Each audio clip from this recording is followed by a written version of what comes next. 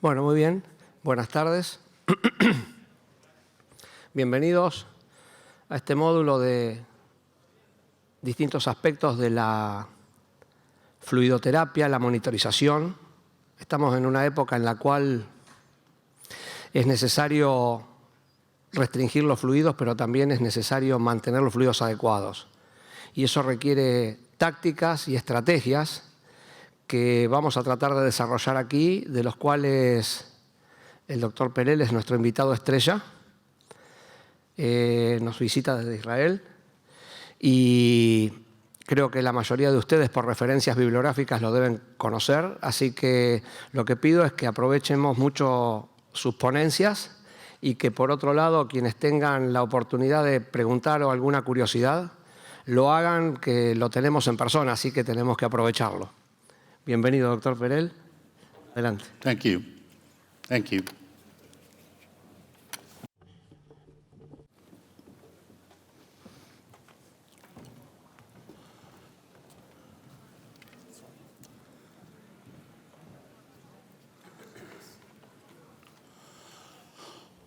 Hello. Hola a todos. Buenas tardes, ¿cómo están? Es un honor para mí ser invitado a este congreso y quiero agradecerle al doctor Dini y les quiero comentar que voy a dar 2 conferencias en esta sesión. Con mucho gusto aceptaré sus comentarios, sus preguntas. Por algunos momentos trataré de ser provocativo para que para ustedes también sea un desafío.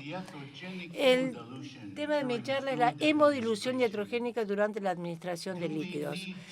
¿Deberíamos redefinir nuestros objetivos hemodinámicos? Mis conflictos de interés son que yo doy servicios como orador y como consultor para Massimo Inc. Por favor, vean el gráfico, vean el título de este artículo. ¿Qué dice el título de la figura? El arte. Destaco la palabra arte. El arte del manejo de fluidos es un verdadero arte, porque estamos caminando sobre la cuerda floja en el sentido de dar demasiado líquido o demasiado poco. Y como dijo el profesor Dini al comienzo y en la introducción, realmente este es un verdadero desafío. Lo podemos ver aquí en este artículo recientemente publicado que demuestra esta curva en forma de U, que los pacientes que reciben demasiado poco líquido tienen una alta tasa de mortalidad y de la misma manera que aquellos pacientes que reciben demasiado.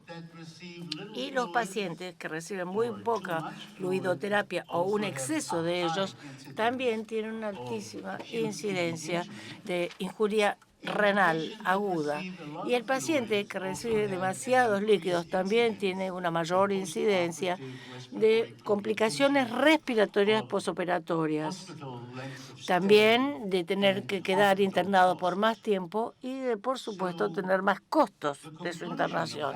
Entonces, la conclusión de este estudio tan grande, sin ninguna duda, es que las diferencias en la dosificación de los líquidos intraoperatorios dentro del rango de la práctica de rutina se asocia con diferencias significativas en los resultados posoperatorios. De alguna manera, quiero decir que el manejo correcto de la administración de fluidos es un tema del que ustedes han oído hablar muchísimo, estoy seguro. Esa terapia dirigida a metas. ¿Qué quiere decir dirigida a metas? Es el uso de líquidos o inotrópicos para llegar a metas hemodinámicas, para mejorar la llegada del oxígeno a los diferentes tejidos. Y esto proviene justamente de la revista de Anestesiología, Anesthesiology. Dice que si el paciente es un paciente de alto riesgo o si el procedimiento que se realiza es de alto riesgo, deberíamos usar terapia dirigida a metas, Goal-Directed Therapy. Vean esto, 24 de septiembre de 2019. ¿Qué es mañana? Me equivoqué. Bueno, ¿Mañana? No, va a ser un webinar de la Sociedad Europea de Anestesiología dirigido justamente a esta terapia que apunta a objetivos. Lo que dicen es que hay evidencia que esta terapia dirigida a metas, es decir, una estrategia de optimización hemodinámica protocolizada para la titulación de líquidos, etcétera, a objetivos predefinidos, mejora los resultados posoperativos centrados en el paciente, reducen complicaciones y reducen la mortalidad. Pero, como ellos mismos afirman, a pesar de todas las evidencias que existen y a pesar del hecho de que por 20 años hemos estado escuchando hablar principalmente desde el Reino Unido que no dar terapia dirigida a metas es inético, esta práctica no ha sido adaptada en la atención de rutina. La pregunta entonces es ¿por qué? ¿Por qué no se adopta? Hay razones técnicas desde ya, pero yo creo que también existen otras razones que tienen que ver con la calidad de la evidencia. Porque, como verán, la terapia dirigida a metas es un término ambiguo. Puede significar distintas cosas para distintas personas. Cada vez que yo veo una de estas docenas de revisiones sistemáticas sobre la terapia dirigida a metas, sé que la conclusión no es concluyente ni confiable. ¿Por qué? Porque incluyen en esta categoría distintos protocolos. Por ejemplo, vean este. Aquí tenemos una de estas revisiones sistemáticas, justamente, y si ustedes se fijan los riesgos de los pacientes y cuándo se inició la terapia dirigida a las metas, preoperatoria, posoperatoria, intraoperatoria y especialmente si se fijan en la tecnología y los objetivos que habían sido fijados, vean que hay una tremenda heterogeneidad en los protocolos. Y entonces la conclusión, nuevamente, es que la terapia dirigida a metas moderna preoperatoria reduce mortalidad y morbilidad, pero en realidad hay una inmensa heterogeneidad clínica entre estos dispositivos y protocolos y además la calidad de la evidencia es pobre a muy baja, muy baja. Entonces, esto es la guía clásica del Reino Unido a la terapia dirigida a metas objetivas o objetivos. ¿Qué hacemos? Empezamos por dar un bolo de líquido. Por supuesto que hay que medir el volumen en minuto. Uno da un bolo de 250 mililitros de coloides. Y si el volumen sistólico aumenta 10%, ¿qué hacemos? Damos otro bolo. Y si solo aumenta otro 10%, ¿qué hacemos? Otro bolo. Entonces, de hecho, quiere decir que ustedes están tomando un paciente que está totalmente estable y lo llevan a la porción plana de la curva de función del ventrículo izquierdo. ¿Qué quiere decir? Para mí, esto es siempre insuficiencia cardíaca congestiva y uno tiene que dar muchísimos líquidos para poder traer al paciente a este estado sin respuesta y mantenerlo ahí sin respuesta, porque los líquidos no quedan en circulación, o sea que uno tiene que estar agregando y agregando y dando más. Y aparte, hay otro elemento perturbador de este protocolo. Si el volumen sistólico llega a disminuir 10%, ¿qué hacen ustedes?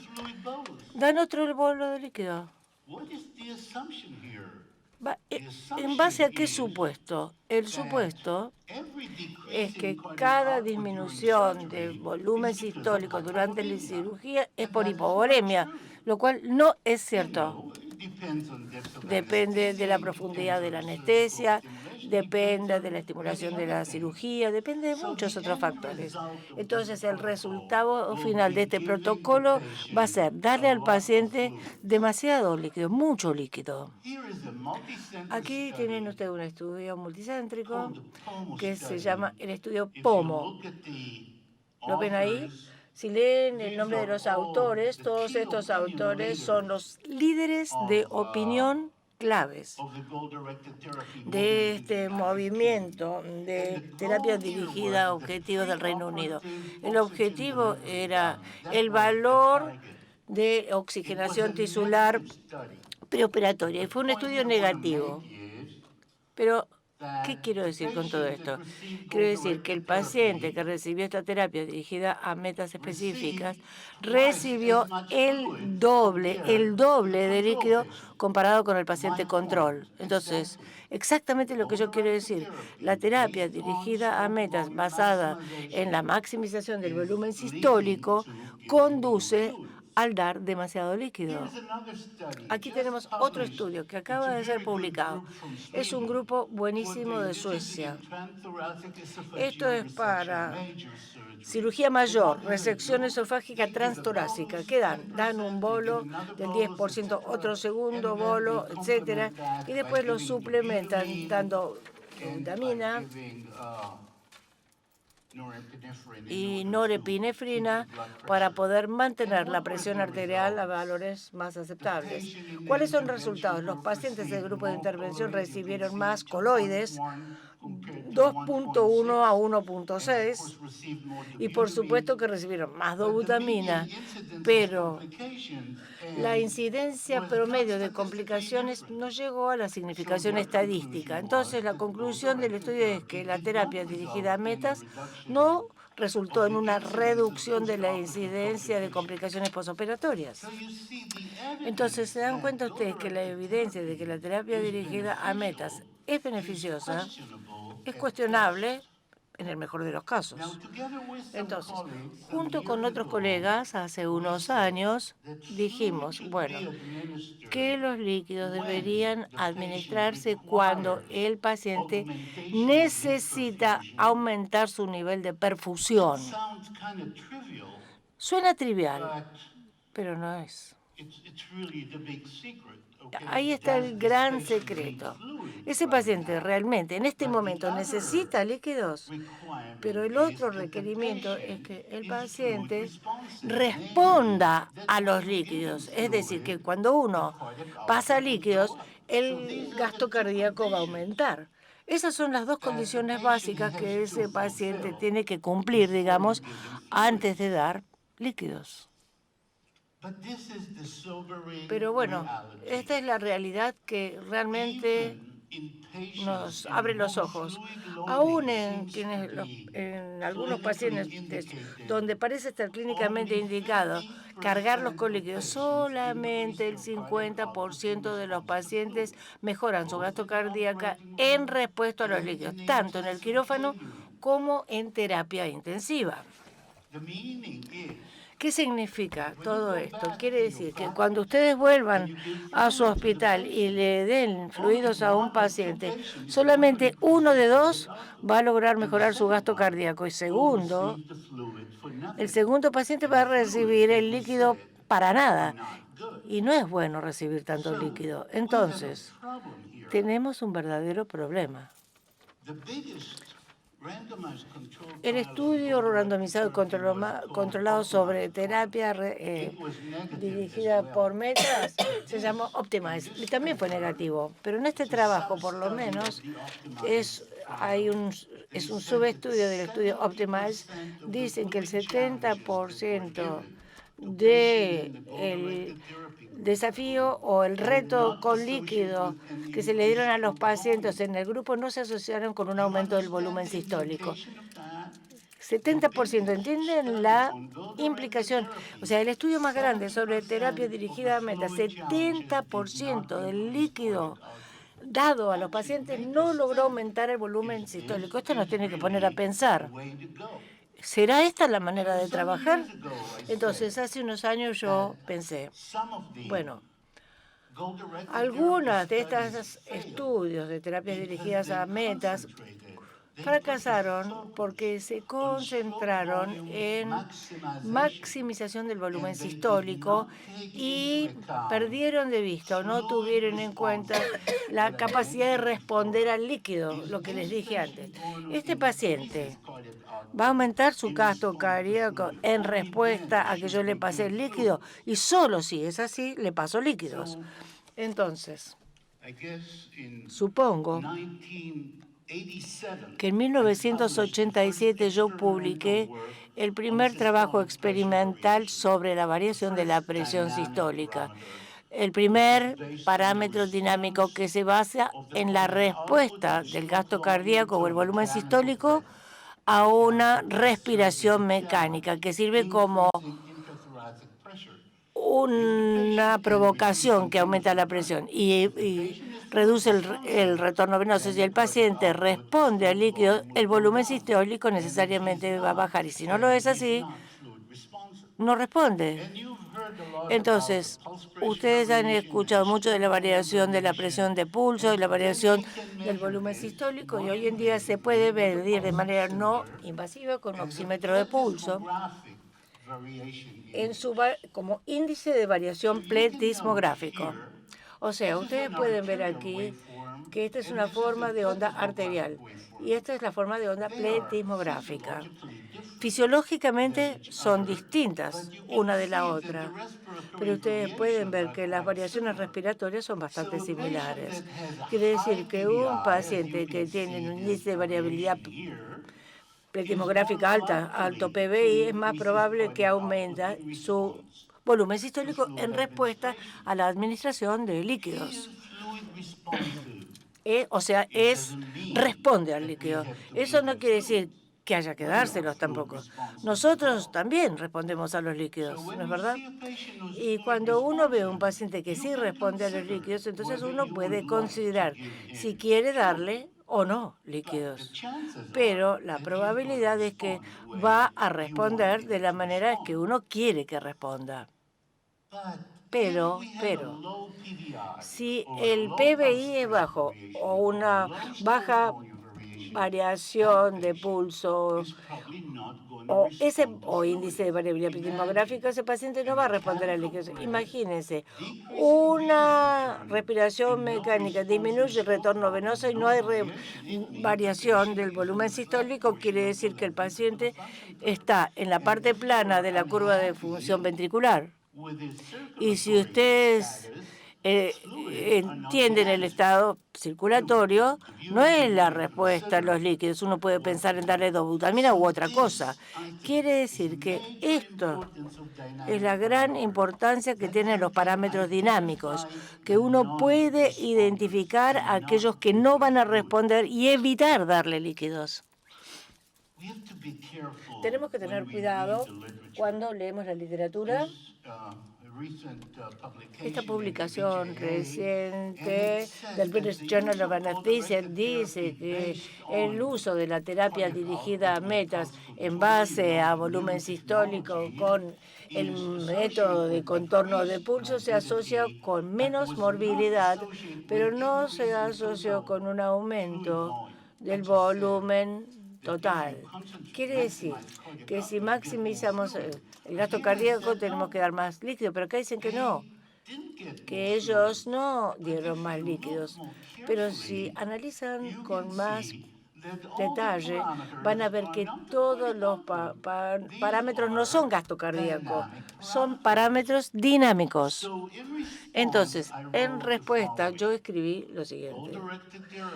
La terapia dirigida a metas basada en la maximización de volumen sistólico normalmente se asocia con una mayor administración del líquido. La terapia dirigida a metas que se basa en parámetros dinámicos, por ejemplo, uno da líquido solamente si el PBI o el PPB es más del 13%, generalmente se asocia con una reducción de la administración de fluidos. ¿Entienden ustedes mi frustración cuando yo veo estas revisiones sistemáticas sobre la terapia dirigida a metas? ¿Por qué? Porque la pregunta es, ¿cuál terapia dirigida a metas? ¿Cuáles parámetros? Todo esto no se puede poner en la misma bolsa porque son distintas cosas. Por lo tanto, al momento tenemos una serie de estudios que demuestran que si usamos terapia dirigida por objetivos, pero sobre parámetros dinámicos, daremos menos fluidos porque, tal como yo les dije, podemos identificar al que no responde y entonces no darle fluidos. Estos estudios tienen que ver con PBI, pero por ejemplo acá un estudio reciente es variación del volumen sistólico. El grupo control le dieron 3 litros, pero el grupo con terapia dirigida por objetivos recibe la mitad. Hay que tener mucho cuidado. ¿A qué me refiero cuando hablo de GDT o terapia dirigida por objetivos? Dar un exceso de fluidos no está bien. Y junto con 2 colegas alemanes el año pasado publicamos esta review, El lado oscuro de la administración de fluidos. Y un aspecto es anemia por dilución. Y es el tema que ahora voy a describir para ustedes. Anemia is a pseudo. La anemia por dilución es una pseudoanemia porque vemos que cuando baja la hemoglobina, pensamos en sangrado, pero la hemoglobina puede bajar porque el volumen plasmático ha aumentado. Entonces, la cantidad total de glóbulos rojos no cambia. Por ello, hablamos de pseudoanemia.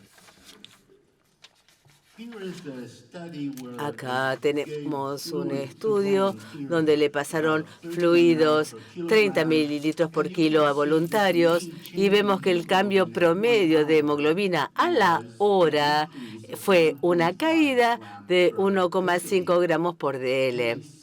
Y refieren que las consecuencias de malinterpretar esa caída de la hemoglobina y de hecho pensar que cae la hemoglobina porque está sangrando el paciente tiene como impacto procedimientos de diagnóstico invasivos innecesarios y no poder diagnosticar una condición que amenaza la vida del paciente. Vemos un ejemplo acá. Este es un estudio, terapia por objetivos, comparando coloides con cristaloides. Bien, muchos perfiles hemodinámicos, pero cuando el autor del trabajo, que se llama Feldheiser, y asistió a una de mis conferencias, me compartió parte de la información no publicada de su estudio. Y miren esto. Acá, la caída de hemoglobina a lo largo de su estudio, la hemoglobina cayó. Como pueden ver acá, ¿no? Cae de 11,5 a 9,5 en el grupo que recibe cristaloides y a 8,5 el grupo que recibió coloides. Obvio, si paso coloides hay más hemodilución que si paso cristaloides. Y esto fue significativo. No obstante, no le dieron la importancia como para incluir esta información en la publicación. Demos un paso más. Acá vemos un estudio, un grupo excelente de París y dieron 500 ml de solución fisiológica a pacientes críticamente enfermos y se dio el milagro. 30% aumentó el volumen minuto y 30% no lo mejoró. Es así. Es como la ley de la naturaleza, siempre es así. Ahora, los pacientes de los cuales les mejoró el volumen minuto aumentaron el aporte de oxígeno y esos pacientes que no respondieron mejorándole el volumen minuto tuvieron una caída en la administración de oxígeno y esa caída de oxigenación fue porque la concentración de hemoglobina cayó. 500 ml de solución fisiológica redujo la concentración de hemoglobina 1 gramo por ciento. Entonces, lo que los pacientes recibieron, el resultado neto fue una disminución paradójica de la administración de oxígeno después de la fluidoterapia. O sea, doy fluidos, quiero mejorar el aporte de oxígeno, pero se da una disminución paradójica por el tema de la dilución. Ahora bien, ese cambio, ¿no?, en la concentración de hemoglobina durante la fluidoterapia serviría como un parámetro, un indicador del grado de hemodilución. Estos estudios vienen de Suecia, el doctor Hahn, y Hahn publicó muchísimos estudios sobre la cinética de los fluidos, cuánto se queda un fluido en la circulación, y él medía la hemoglobina cada 5 minutos, tratando de demostrar cuánta dilución desarrolla un paciente. De manera tal, sé que suena complicado, pero la verdad que espero que lo entiendan. Miren, una paciente, 44 años, llega con paludismo, su hemoglobina es de 12, le pasan 4 litros de solución fisiológica y al día siguiente la hemoglobina sube a 9,8.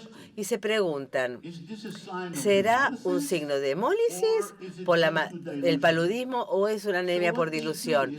¿Qué hicieron? Ellos calcularon la hemoglobina total de esta paciente, toman la hemoglobina, se multiplica por el volumen sanguíneo y sería la hemoglobina total de inicio. Luego pasan 4 litros de solución fisiológica y vuelven a calcular, se dan cuenta de que por la dilución la hemoglobina debería ser 9,6. Es anemia por dilución, no es hemodiálisis. Algunas teorías serían posibles, pero bueno, no voy a entrar en detalle. Entonces, vemos que la concentración de la hemoglobina es una situación dinámica. Es difícil de interpretar cuando uno le pasa fluidos al paciente. Y es ahí donde encontramos el valor del monitoreo continuo de la hemoglobina. Ustedes saben que este monitoreo lo tenemos en el oxímetro de pulso y esta información es súper útil. El monitoreo continuo no invasivo de la hemoglobina total fue, diríamos, una técnica bastante criticada porque la concentración absoluta de hemoglobina es una medida no precisa. Hay diferencias entre este parámetro y la hemoglobina medida en laboratorio. Ahora bien, los cambios que se dan en la hemoglobina son parámetros confiables. Solemos hablar de utilizar monitoreo continuo para detectar una hemorragia. Acá en pantalla ven guías de la Sociedad Europea de Anestesiología. Dicen que el monitoreo continuo de la hemoglobina puede ser un monitor de tendencia. Pero miren acá. Acá vemos una resección hepática y durante la primera hora de esa resección hepática el paciente está recibiendo mínimos fluidos como para bajar la presión venosa y bajar la hemorragia. Y luego, al terminar la resección del hígado, el paciente le pasan un montón de fluidos. Les voy a mostrar enseguida. Y miren lo que pasa con la hemoglobina. Baja la hemoglobina de casi una hemoglobina de 12 a menos de 8. Pero si no sangraba, o sea, es la primera vez que vemos una hemodilución aguda. La hemodilución se pensaba como algo muy vago, pero pasa, lo vemos, pasa delante de nuestros ojos. Y vemos que durante esa cirugía, la PVI, el índice de variabilidad pletismográfica varía a 14, o sea, la forma de onda pletismográfica se ve así en la ventilación mecánica y es por ello que los anestesistas estaban tan asustados y dieron tanto y tan rápido porque el índice, el PVI, cae de manera tal que esto es hemodilución. Bien, la hemoglobina cae y el índice cae. Quizás no será que este paciente estaba hemoconcentrado y ahora se pone de manifiesto una verdadera anemia. Puede pasar, pero acá una cirugía de columna y vemos que hay una caída de hemoglobina, hay una caída del índice pletismográfico y vemos que la hemoglobina ahora es de 7,5. Transfuse this patient. le pasaríamos sangre y haríamos una transfusión si creemos los números mágicos, ¿no?, de los umbrales transfusionales, podría pasar fluido, pero todo esto se debe a la dilución. This is exactly the opposite. Esto es totalmente lo contrario de lo que ocurre durante una hemorragia aguda. Hay una caída de hemoglobina y hay un aumento del índice pletismográfico, y les mostraré un caso donde cae la hemoglobina y cae el índice de variabilidad pletismográfica. Pero hay un mensaje acá. Combinamos parámetros de fuentes y orígenes diferentes, los que nos permite tener un mejor entendimiento. Este es un trabajo y yo fui uno de los autores principales del trabajo de Bubenec de Rumania. Se acaba de publicar este año. Y lo que hicimos, hicimos terapia dirigida por objetivos de la manera británica, repitiendo 3 bolos, ¿no? Y nos quisimos preguntar, ¿la administración de fluidos aumentaría, aumentaría el riesgo de hemodilución? Bueno, o esta hemodilución puede llevar a una disminución paradójica en la administración de oxígeno en la DO2 y el monitoreo no invasivo de la hemoglobina detectado de manera confiable. ¿Se puede hacer? Bueno, estamos hablando de que se ingresaron 40 pacientes y miren los resultados. Acá podemos ver que cuando pasamos por primera vez o segunda vez los líquidos, vemos que el oxígeno aumenta el volumen minuto, pero al pasar el tercer lote de fluidos, no me cambia el volumen minuto, el paciente ya no responde más, pero la DO2, la administración de oxígeno o el aporte de oxígeno cae un montón, y ahí uno ya sabe por qué. Yo sé por qué, porque la DO2 cae porque después de cada bolo de fluido hay una caída de hemoglobina. Y en la terapia dirigida por objetivos, uno diluye al paciente. Y pudimos demostrar que en pacientes que se les dieron por lo menos 750 ml de coloides, hay una relación muy buena que se ve entre la hemoglobina de laboratorio o la variabilidad de hemoglobina en laboratorio y esos cambios en la hemoglobina que se mide de manera no invasiva. O sea, el valor de esta medida es que me marca una tendencia, no son cifras absolutas. Y acá vemos cuáles fueron los resultados. En todos esos pacientes, después de la última pasada de coloides o de fluido, la hemoglobina y también la hemoglobina de laboratorio y la no invasiva disminuyeron. No cambió el volumen minuto y la DO2 cae. Acá vemos la reducción paradójica de la DO2 a la que yo me refería antes. Por ende, ¿qué nos propusimos? Bueno, tenemos que reconsiderar respuesta a coloides, respuesta a fluidos. ¿Qué es? Porque responder a un fluido se debe evaluar no solamente cómo responde el volumen minuto del paciente, sino cómo va cayendo la hemoglobina de mi paciente. Y un no respondedor al fluidos o a coloides, perdón. Sí. Un minuto. Bueno, y un no respondedor no es un término neutro.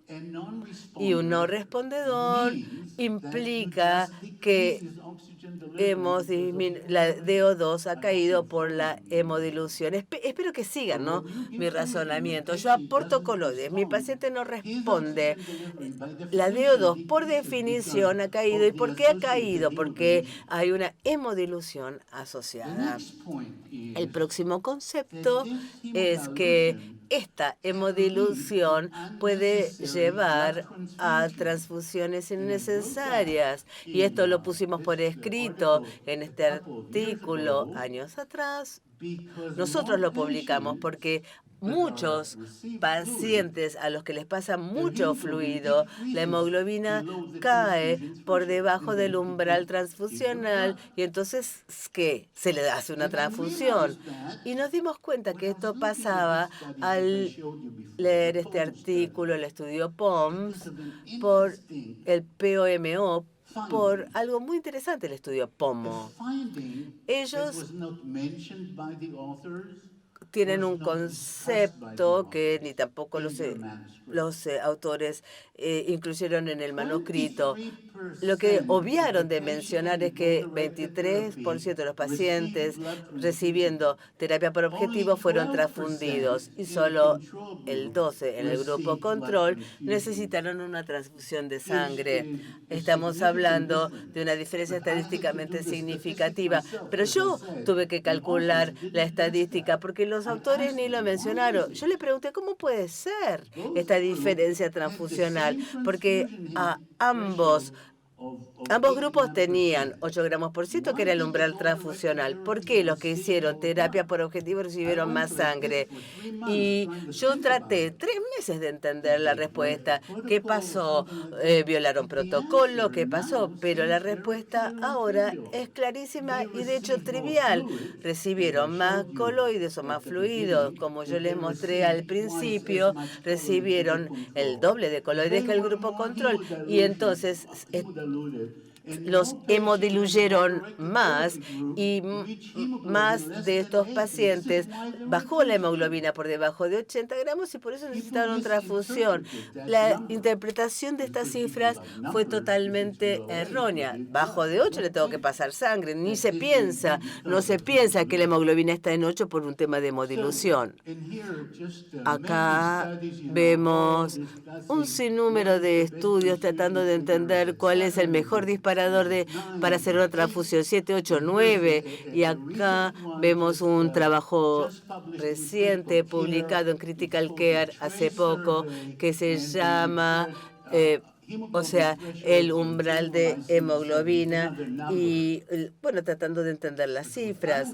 Pero lo que yo quiero realmente comentarles es que necesitamos abordar a futuro esos umbrales transfusionales en el paciente inestable que recibe muchos coloides, ¿no? Entonces, estos umbrales tienen que considerar el impacto de una hemodilución iatrogénica, ¿no? Entonces, si vemos 8, bueno, ese 8, ¿qué le pasaron? 4 litros de coloides. Bueno, esto me explica el 8. Esto me explica que podría estar en una pseudoanemia, en una anemia por dilución. Tomemos este artículo reciente publicado en Pediatric Anesthesia este año. Utilizaron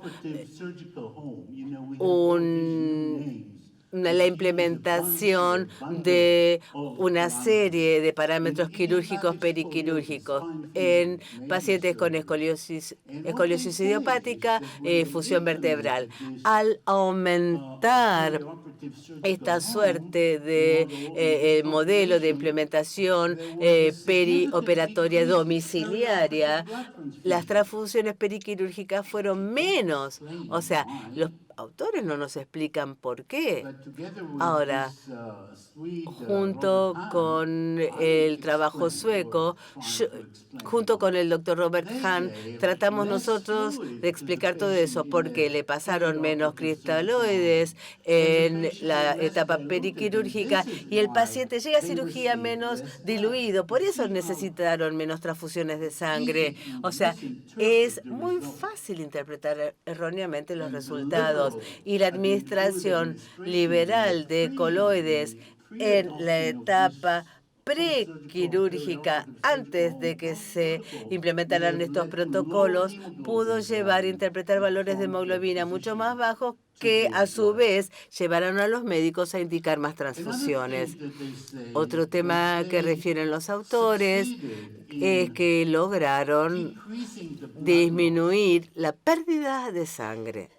A ver, repito, esto se lee y la verdad que yo no entiendo cómo disminuir pérdida de sangre, pero después uno tiene que entender cómo calcularon las pérdidas de sangre y la manera que calcularon la pérdida de sangre es que tomaron los eritrocitos iniciales menos los eritrocitos finales, o sea, toman el volumen eritrocitario, que es el volumen de sangre por la cantidad del volumen final. Entonces, la hemodilución, repito, que nosotros dijimos, la administración de grandes cantidades de coloides también puede afectar el cálculo de la pérdida final de sangre estimada y el método que usa el investigador ha de depender de un valor de hematocrito final, presuponiendo que el volumen de sangre al final de la cirugía no haya variado, ¿no? ¿Me entienden? ¿Me siguen? O sea, un paciente que recibe más coloides tendrá un hematocrito más bajo. ¿Pero por qué? Porque se supone que el volumen sanguíneo no cambió y presuponen que las pérdidas de sangre son mínimas.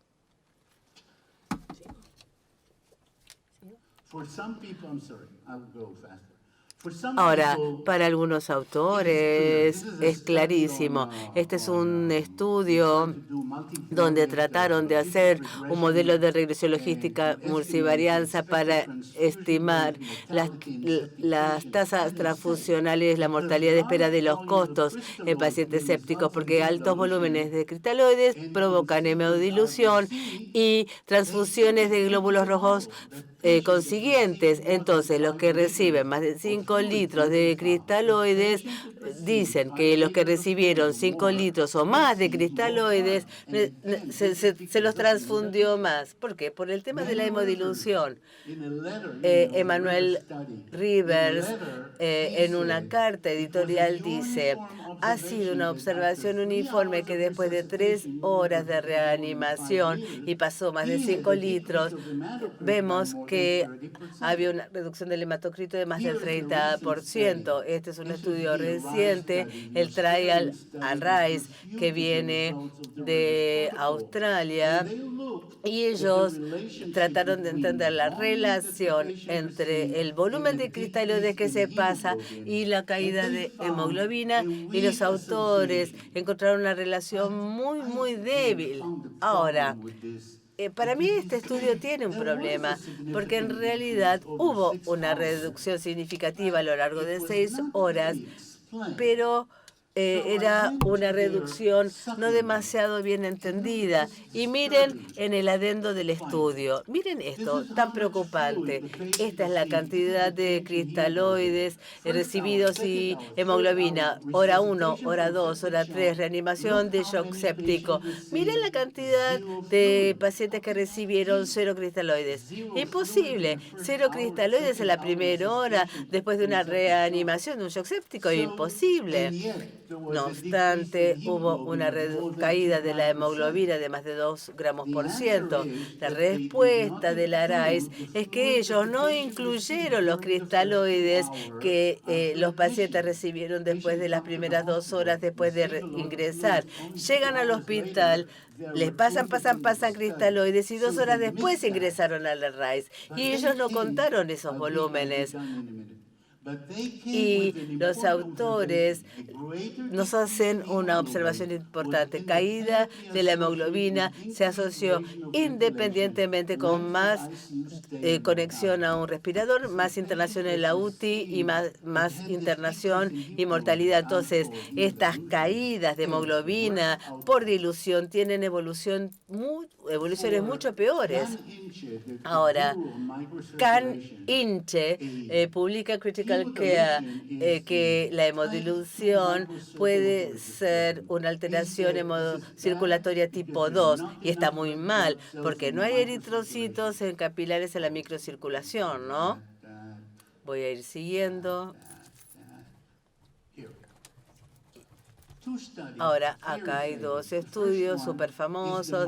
El primero, un estudio realizado en miles de niños de África, niños con sepsis por el paludismo. Este es un estudio y hay otro estudio que es sepsis y Zambia por la epidemia de HIV. En ambos estudios, los pacientes que recibieron más fluidos murieron mucho más. Y la verdad que esto no se entendió al principio. ¿Cómo puede ser que pacientes que recibieron más coloides en África se murieron más? Miren la cantidad de volumen, 20 ml por kilo y 20 ml en un chico, o 40 ml por kilo en un chico, y en adultos 2 litros y otros 2 litros más. Les digo, la explicación para mí, ¿cuál es? Es esta. 30% de estos niños de África tenían una hemoglobina de 5 al ingreso. Y aparte de todo esto, recibieron fluidos. ¿Y cuál fue el resultado neto a nivel de la hemoglobina? De terror. Y lo mismo pasa en estos adultos, empiezan con la de 7-8. Entonces, la hemodilución mata. Y bueno, vamos a pasar a las conclusiones. La terapia dirigida por objetivos se basan en parámetros dinámicos y llevan a menos fluidos, ¿no? Determinar la respuesta a fluidos después de una coloidoterapia debe tomar en consideración el impacto sobre la hemoglobina y no solamente sobre el volumen minuto. La caída de la hemoglobina no siempre es porque el paciente sangra y debemos tratar de decidir una transfusión de una manera razonable, y la reanimación post-shock séptico puede llevar a hemodiluciones importantes, y el posible beneficio de un monitoreo continuo de la hemoglobina es una herramienta que hay que seguir estudiando. Y bueno, creo que me pasé un poquitito del tiempo. Muchas gracias a nuestras traductoras por su trabajo y gracias a ustedes.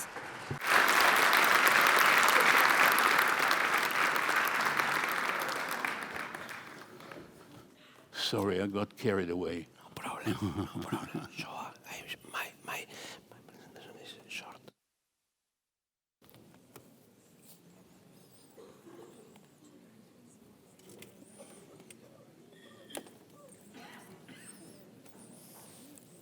Déjalo ahí, déjalo ahí.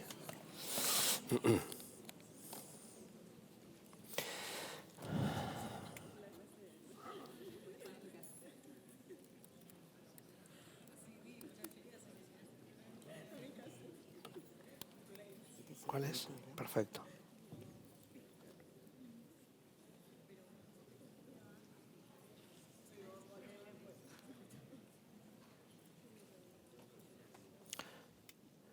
Bueno, buenas tardes. Para los que no habían llegado al principio, la verdad que tengo que remontarla después de la presentación del doctor Perel. Es un orgullo para mí compartir este espacio. También voy a hacer algo de provocación, como él dijo al principio, porque creo que es necesario que nos pongamos a pensar un poco sobre todas las cosas que hacemos diariamente, y básicamente la mayoría de ellas pasan porque si nosotros no nos ponemos a pensar y a hacer diagnóstico, hay muy pocas recetas que nos digan cómo hacer con nuestros pacientes. Y hoy sabemos perfectamente que en función de las técnicas de reclutamiento alveolar y lo que significa la ventilación mecánica protectiva, estamos en un territorio en el cual se plantea eso de aquí, 4 a 6 mililitros kilos o 10 mililitros kilo de volumen corriente respiratorio y su relación con las variables dinámicas, cuando quizás fueron validadas muchas de ellas en otro momento y con otras técnicas de ventilación mecánica. Y yo lo que voy a tratar de plantear es un poco el contexto de situación de cómo son estas variables en forma muy resumida, y a partir de eso plantear el problema. Lo cierto es que podemos decir esto, que ningún dispositivo de seguimiento es lo suficientemente preciso, al menos que sus datos puedan mejorar los resultados. ¿Qué significa eso? Que los monitores a nosotros no nos van a decir nada en la medida que lo que nos ofrece lo pasemos por nuestra capacidad de interpretación y tomemos conductas sobre el paciente en función de eso. ¿Qué significa el tratamiento, básicamente? Y quiero empezar con algo que obviamente al doctor Perel le va a ser conocido, pero que es necesario a la hora de hablar de monitoreo hemodinámico, los planteos que hacen ellos en esta editorial. Y los voy a resumir básicamente en esto. Se ponen sobre cuestión, ya creo que quedó claro en el discurso previo, ponen sobre cuestión el tema de la medicina basada en la evidencia y su utilidad en el monitoreo hemodinámico. También pone en cuestión los estudios aleatorios controlados, que pueden ser útiles para algún grupo de pacientes y que no son del todo útiles para otro, que tienen una distribución básicamente gaussiana. Entonces, también las limitaciones propias de la complejidad que implica el monitoreo hemodinámico. ¿Qué es eso? Bueno, interpretar múltiples variables con un número en una pantalla. Y básicamente nosotros somos los que necesariamente tenemos que esas variables cómo están compuestas. Porque en realidad vamos a tener que hacer terapéutica sobre quiénes conforman la variable que vemos en el monitor. Entonces, si no lo vemos de ese modo, es como que tenemos un poco las cosas a veces cuando leemos los trabajos de una interpretación bastante desfasada de lo que tenemos que hacer con los pacientes.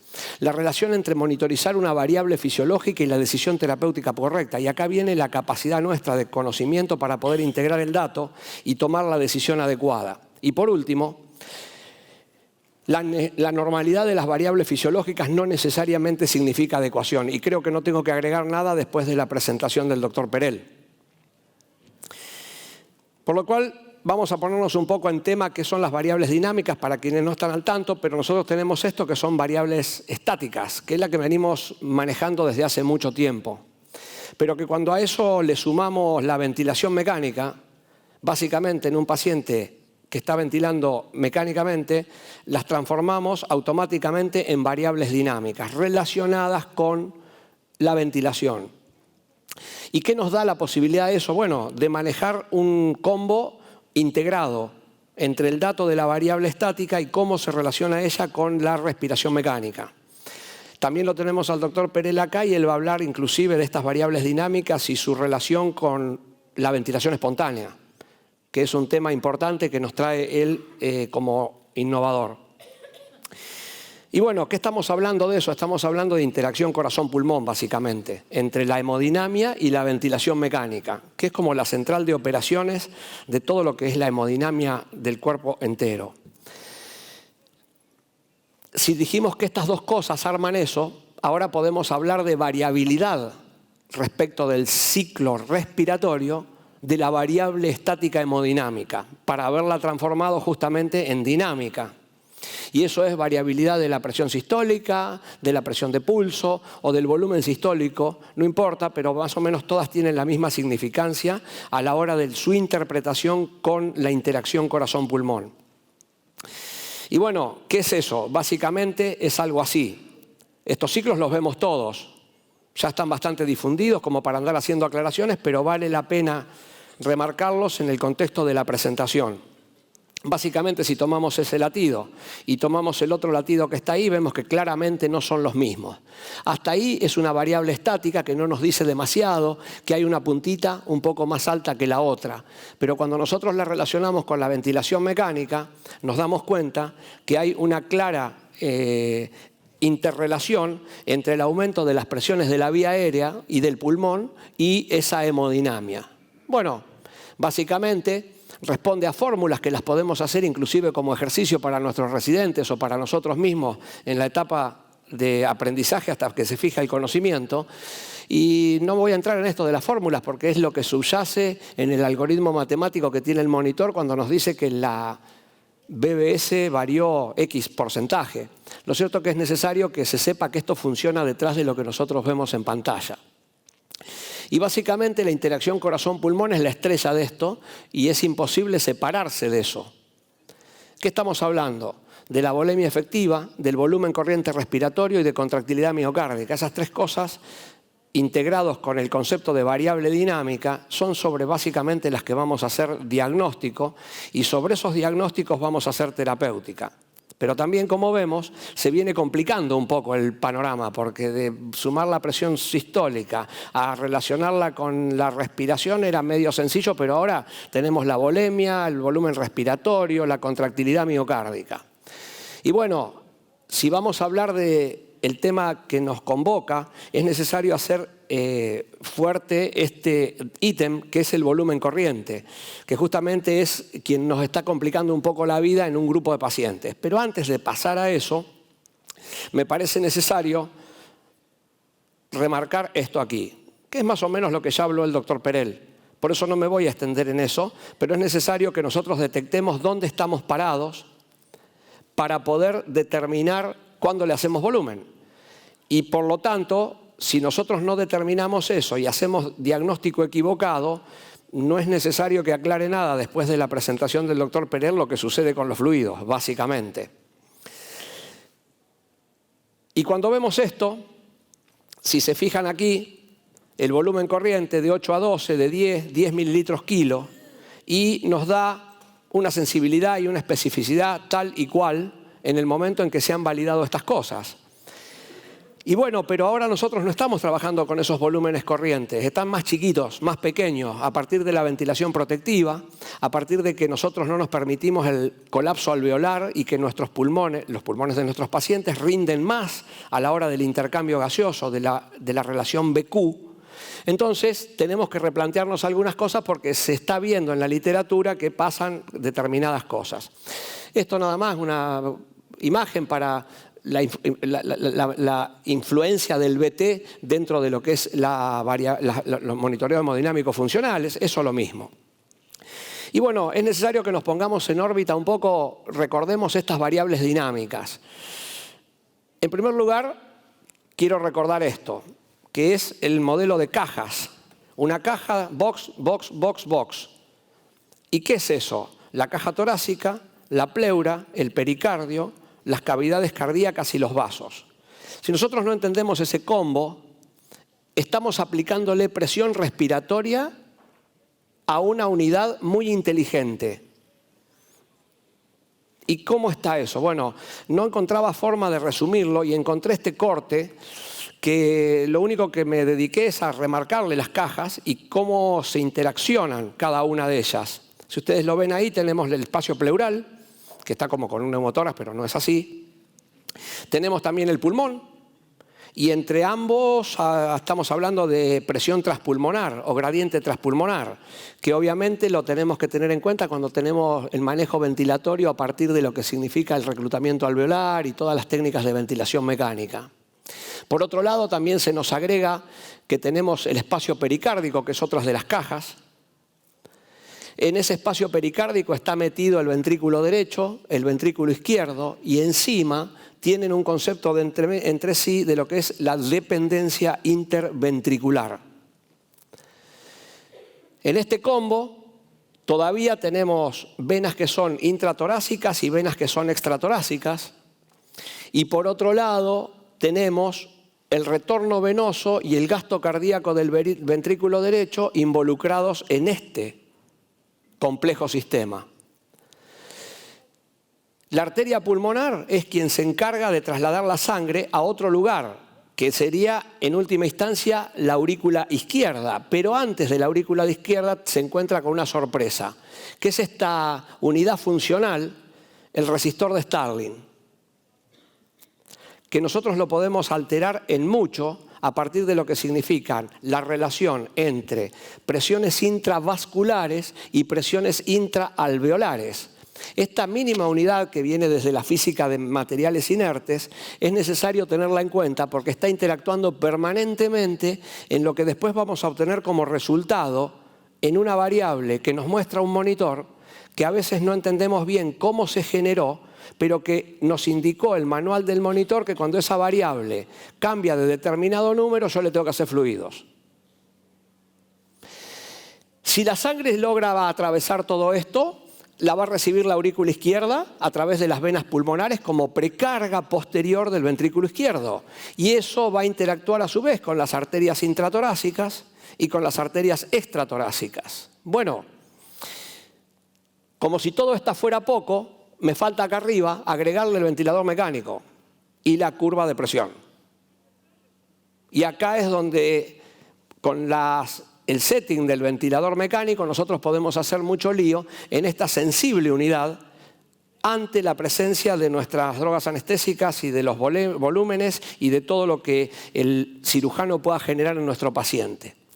Una vez contempladas estas herramientas, tenemos por último el volumen sistólico, la resistencia vascular sistémica, el efecto Wien-Kessel de la aorta. De hecho, no es lo mismo aortas rígidas que aortas flexibles en esta unidad. De modo que, hecha una revisión demasiado resumida de lo que significa la interacción corazón-pulmón para estas variables, podemos seguir adelante en donde la volemia y lo microvascular es lo que nos interesa.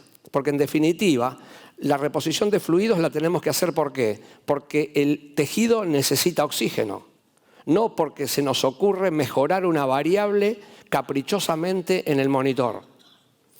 Basado en estos conceptos, obtenemos las variables dinámicas y su respeto hacia todas ellas, porque en realidad parece ser muy sofisticado el sistema como para simplemente, desestimando lo que subyace detrás de la pantalla del monitor, nosotros podamos hacer terapéutica porque varió el número.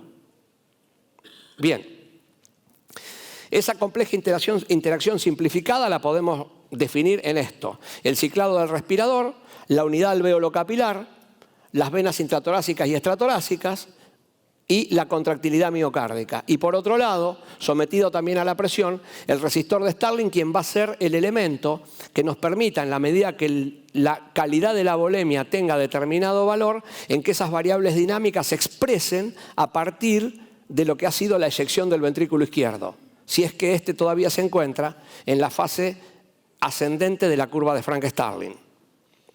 Perfecto. Una vez que tenemos armado este combo, podemos empezar a armar que las unidades alveolo-capilares parecen ser la central de operaciones de este sistema. Perfecto. Muy bien. Resistor de Starling, fin de expiración. ¿Qué pasa con eso? Y la inspiración.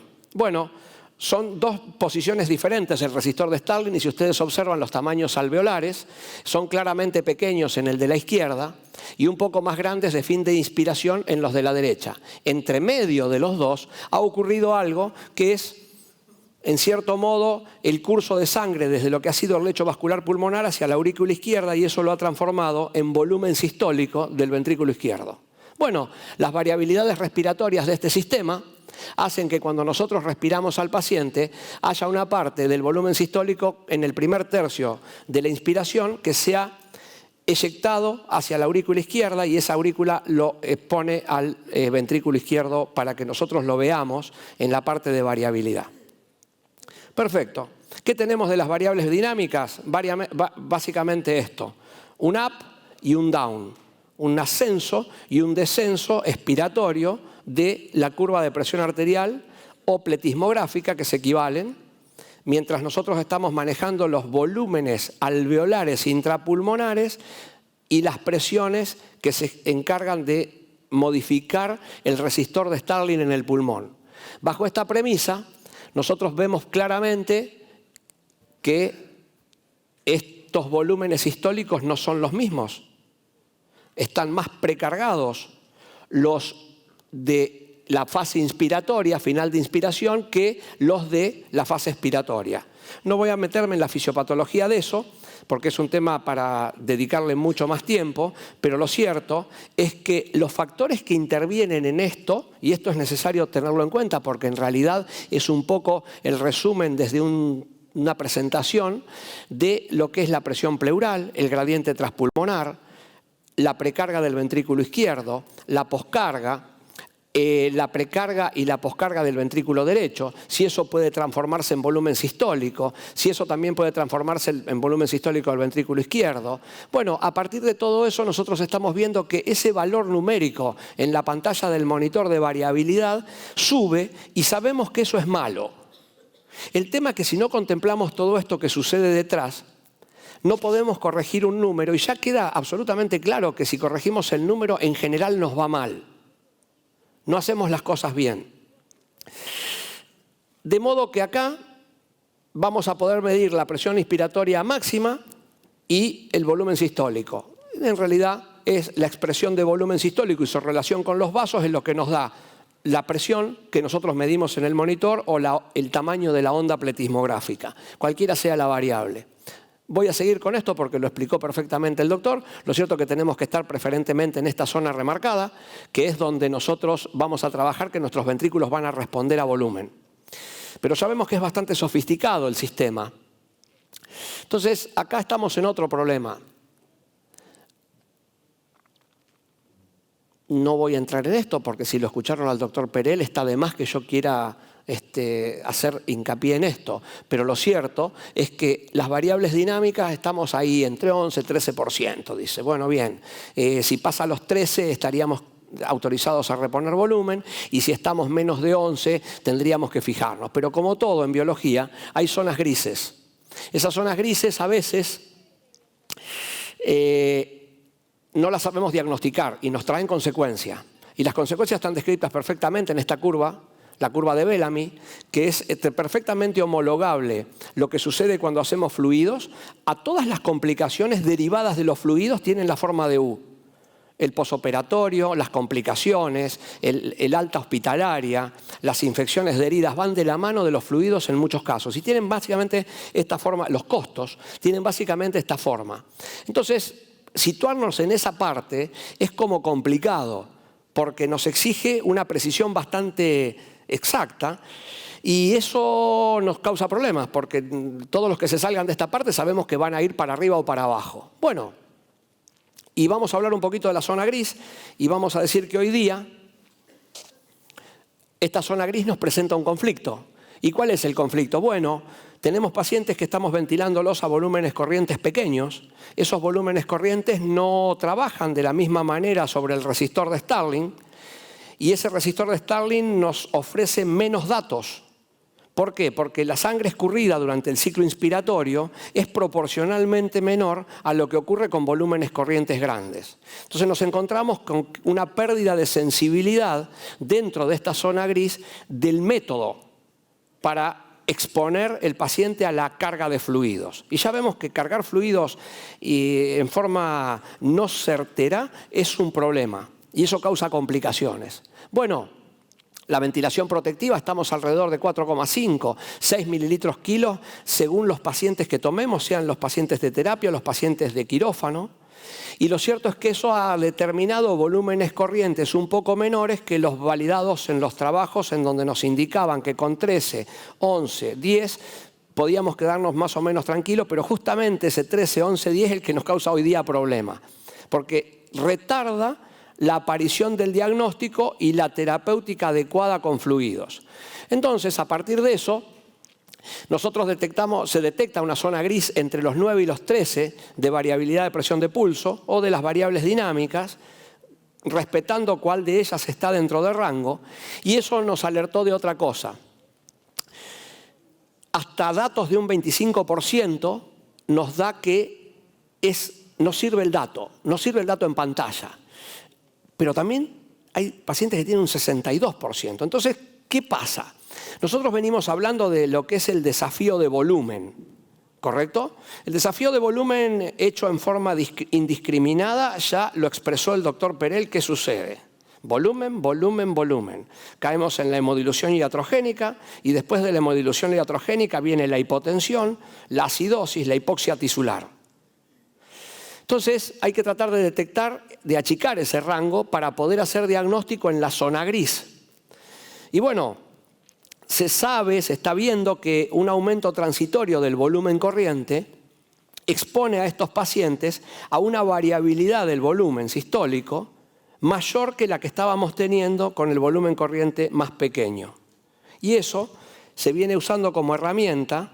Todavía falta un poco crecerla la herramienta, pero me parece un ámbito adecuado especialmente con la presencia del doctor Perel aquí, para exponer este tema y ver hacia dónde vamos con esto, básicamente. Por otro lado, haciendo un poco lo que significa el desafío de volumen corriente.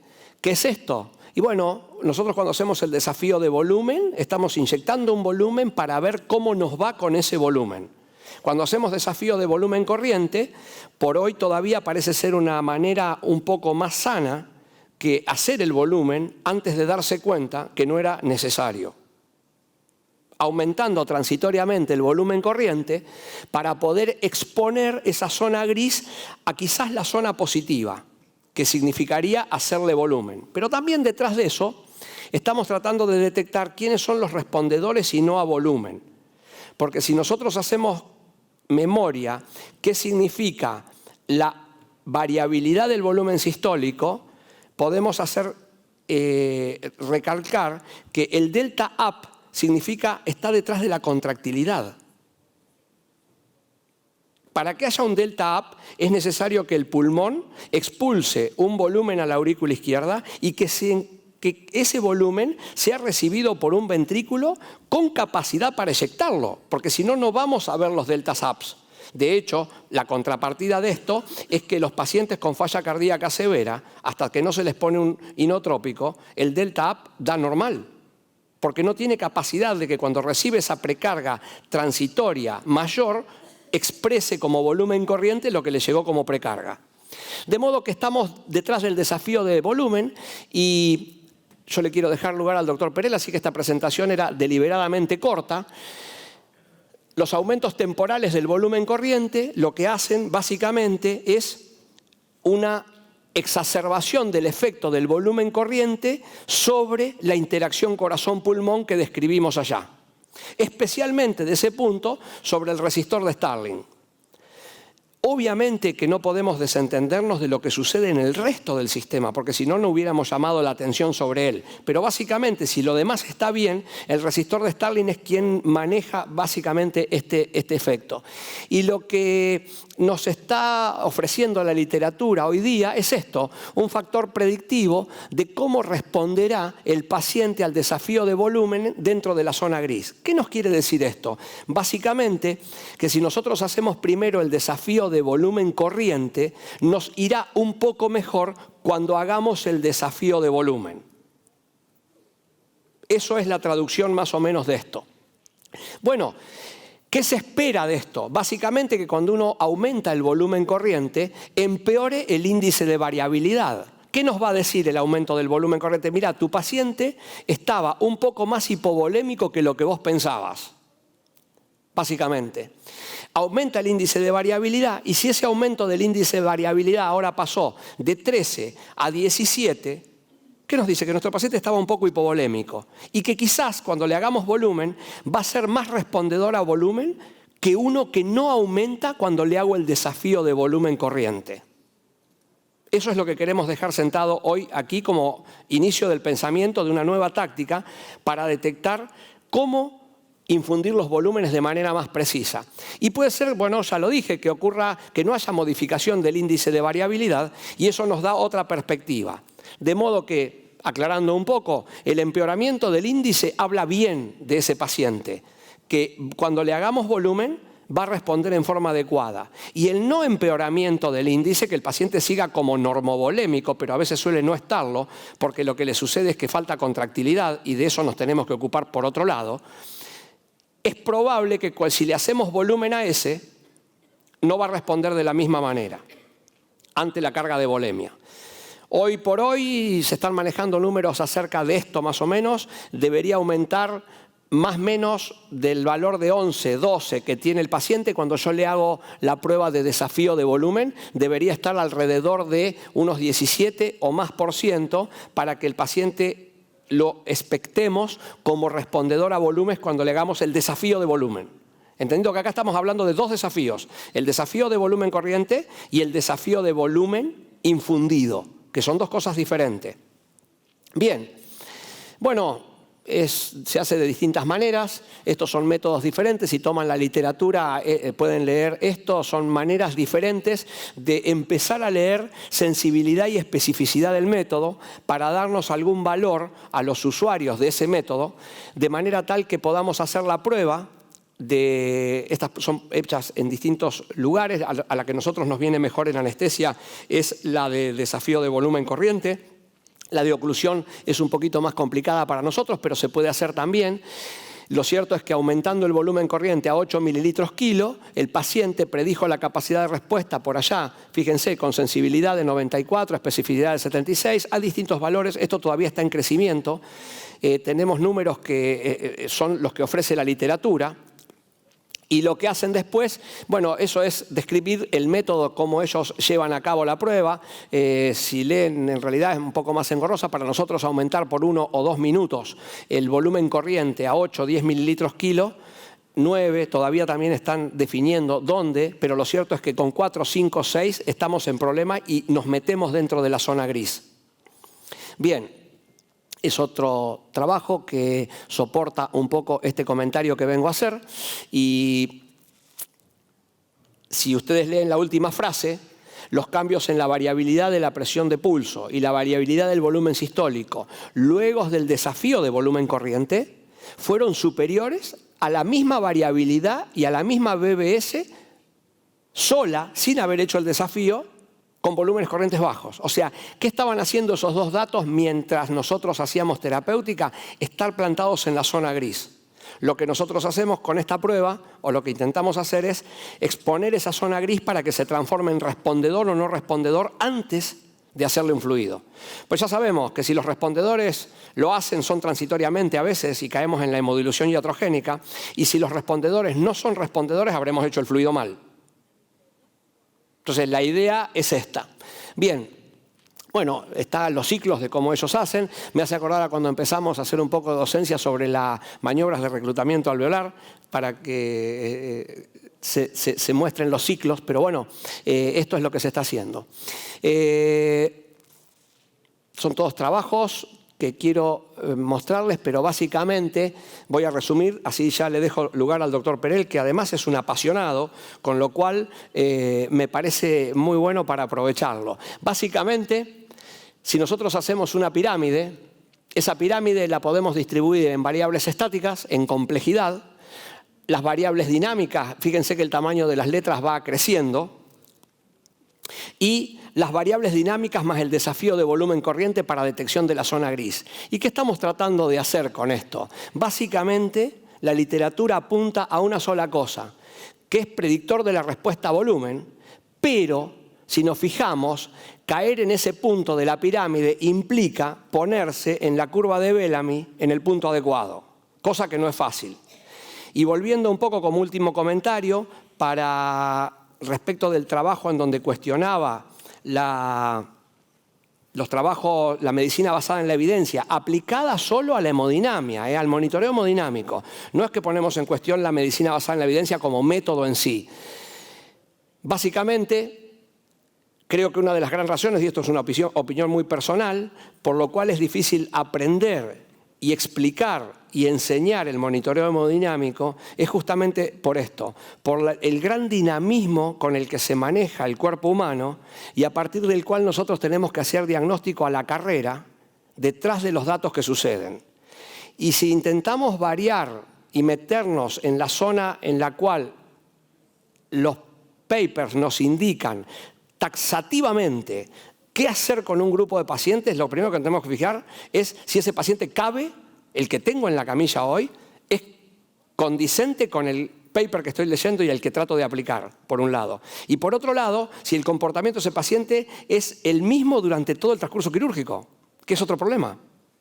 Por eso lo que queremos plantear acá es el dinamismo de todo esto y aprovecharlo al doctor Perel, lógicamente, para que, si tiene algún aporte, gustosos lo vamos a escuchar. Bueno, muchísimas gracias.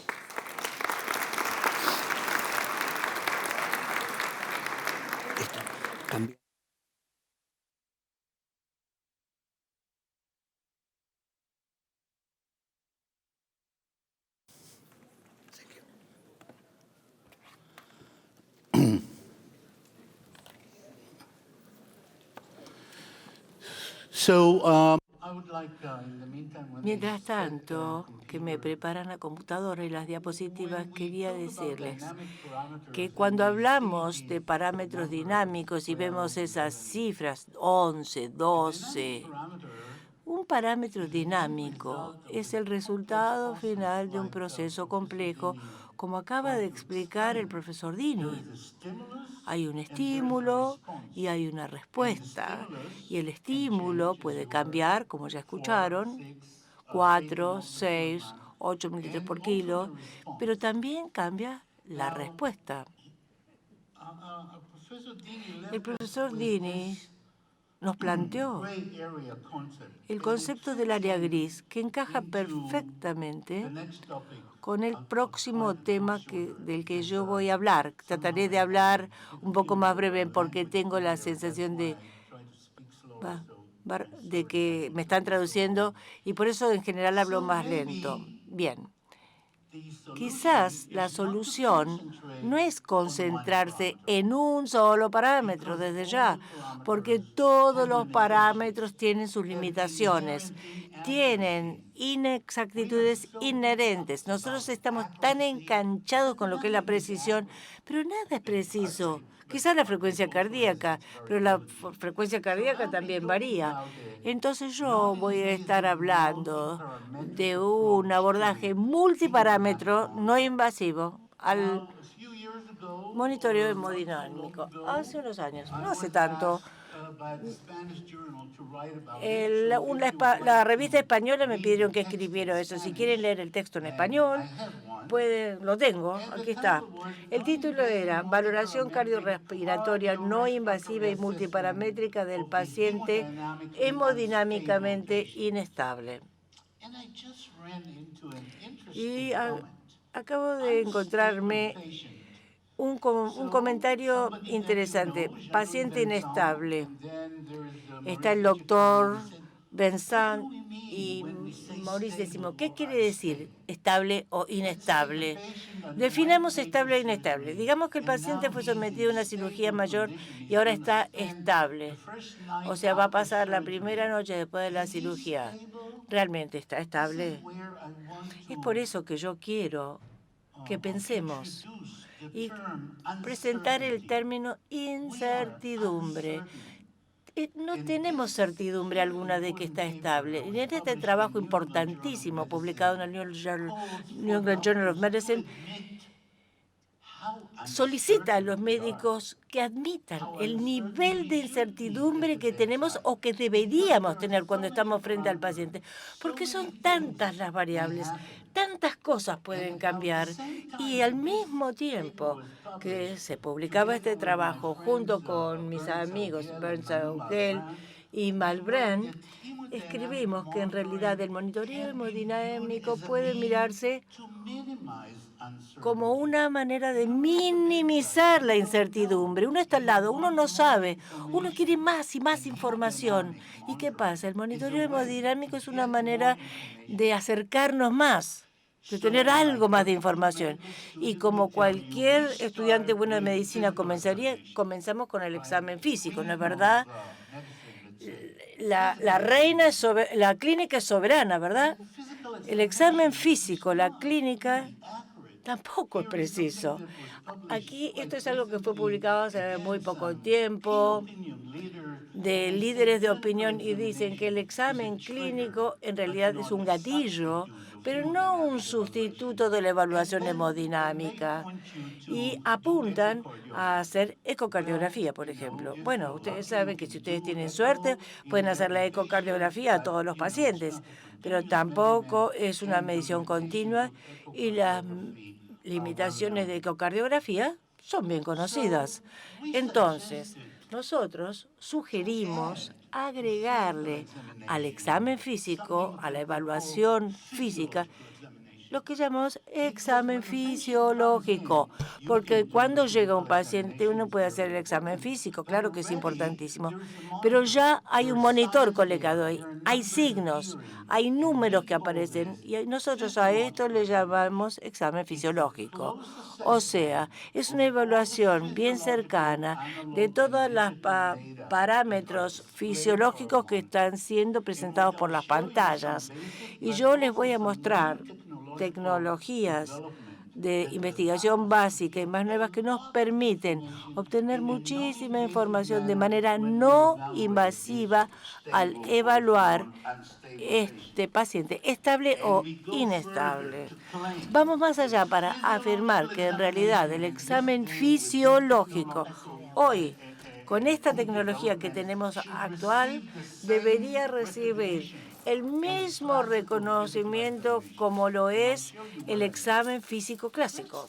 Vamos a comenzar con la saturación de oxígeno. Realmente no podemos imaginar trabajar en un quirófano ni en terapia intensiva sin tener la oximetría de pulso o saber la saturación de oxígeno. A propósito, hablando justamente del impacto en los resultados que el doctor Dini mencionó, en realidad no hay ninguna evidencia de que el uso de la oximetría de pulso cambie el resultado. Pero ustedes saben que salva vidas. Sin embargo, esa es otra manera de tener en cuenta la medicina basada en evidencia y sus limitaciones. Pero la oximetría de pulso es importantísima y va a ser aún más importante para comenzar a utilizarla en la sala, no en el quirófano solamente, ni en terapia intensiva, sino en la sala general, en las habitaciones. Esto muestra cuántos pacientes hacen hipoxemias severas en el piso que no son notadas. Y aquí tenemos un sistema basado justamente en oximetría de pulso que se usa en pacientes en el piso y que disminuye justamente la cantidad de transferencias a la UCI y menos problemas para los pacientes. Pero quisiera señalar una limitación sumamente grande de la oximetría de pulso, porque cuando la saturación del 97%, ¿cuál es la PaO2? ¿Puede ser 80 o 400? Ojo, hay una enorme diferencia. ¿Cómo sabemos cuál es la presión de oxígeno? Es obtener una muestra de gases en sangre, es invasivo, tarda, es caro, es intermitente, ¿no es cierto? Y sin embargo escuchamos hablar muchísimo sobre el efecto potencialmente dañino de la hiperoxemia. Hay mucho sobre los peligros de la hiperoxemia. Y ahora tenemos entonces un nuevo parámetro en la nueva generación de oximetría de flujo que se llama el índice de reserva de oxígeno, el ORI. Este índice de reserva de oxígeno es entre 0 y 1 y nos dice, o sea, nos da información sobre la PaO2 entre 100 y 200. ¿Qué quiere decir? Que por primera vez podemos ver por arriba de la saturación qué está pasando, aparte de la saturación en este rango. Esto me lo salteo. Bueno, así se ve. Un paciente satura un 96%. El ORI es 0 porque este índice de reserva de oxígeno mide con una PaO2 de 200. Le pasamos de 100. Le pasamos oxígeno, pero el índice ORI está 0. Ahora vamos aumentando la cantidad de oxígeno que le mandamos al paciente y vamos viendo que el índice... Bueno, dice el doctor, vemos que la saturación sigue a un 100%, pero el índice de reserva de oxígeno, el ORI, va subiendo. Este índice tiene valores e implicancias enormes, porque el ORI te permite identificar una hiperoxia no intencionada. Ay, no sé, no me funciona el puntero, dice el doctor. ¿El puntero? Ahora sí, perfecto. Este es el índice ORI, caída de la FiO2, el ORI baja y entonces aumentamos la FiO2 a un 50% y lo que podemos apreciar es que el ORI también aumenta.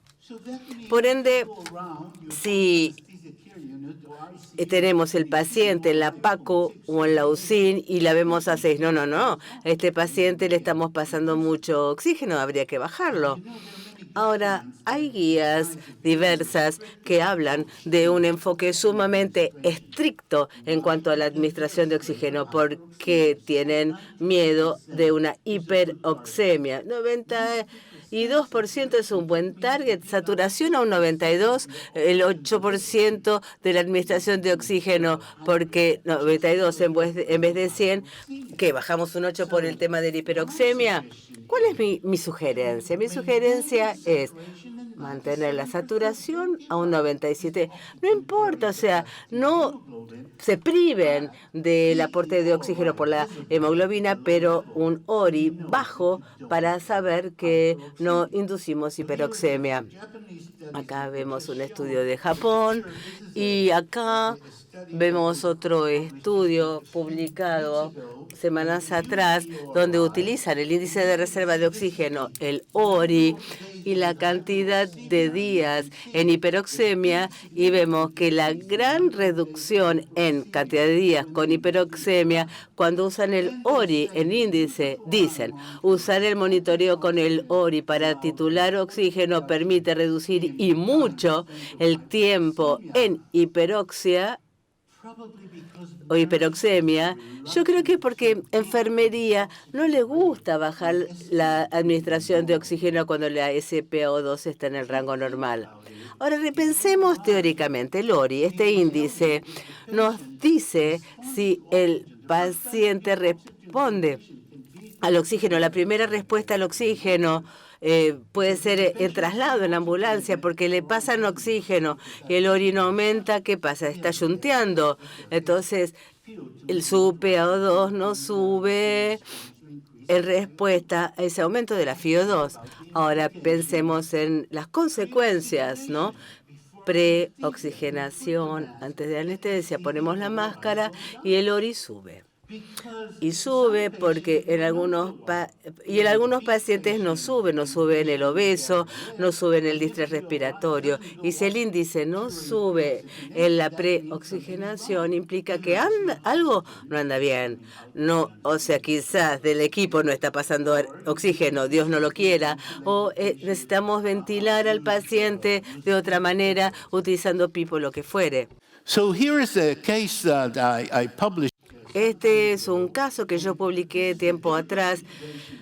Un paciente, un pediatra, un niño, intubación difícil, pongo máscara, ORI sube, pero la intubación se complica y el ORI empieza a bajar y se activa una alarma. Y tiempo después, y de acuerdo con un estudio estadounidense, 40 segundos después, se da una caída de la saturación. El ORI es una alarma temprana y la SpO2 ya es una alarma tarde. Quisiera referirme a otra variable fisiológica importante. Es la forma de onda pletismográfica que ya les conté, que nos grafica frecuencia y ritmo cardíaco.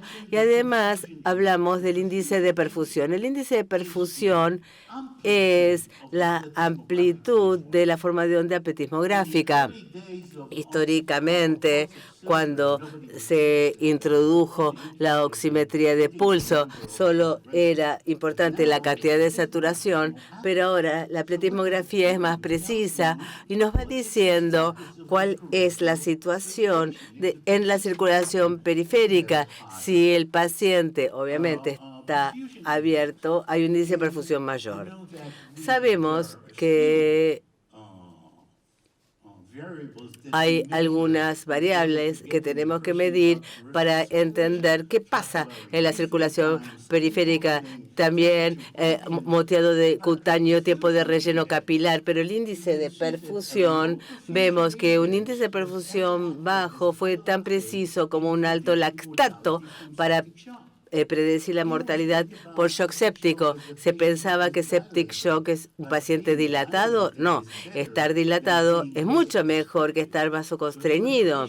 Acá, el paciente está en shock séptico, tiene un índice de perfusión bajo y su pronóstico es mucho peor. De manera muy interesante, pacientes con fiebre, con una fiebre que están sépticos, tienen mejor pronóstico que el séptico que no tiene fiebre. Y estas dos observaciones están conectadas. Por ende, durante generaciones de estudiantes yo les enseñaba, ante una hipotensión necesito ver qué pasa con el índice de perfusión, porque si yo tengo hipotensión más un índice de perfusión alto, esto equivale a vasodilatación.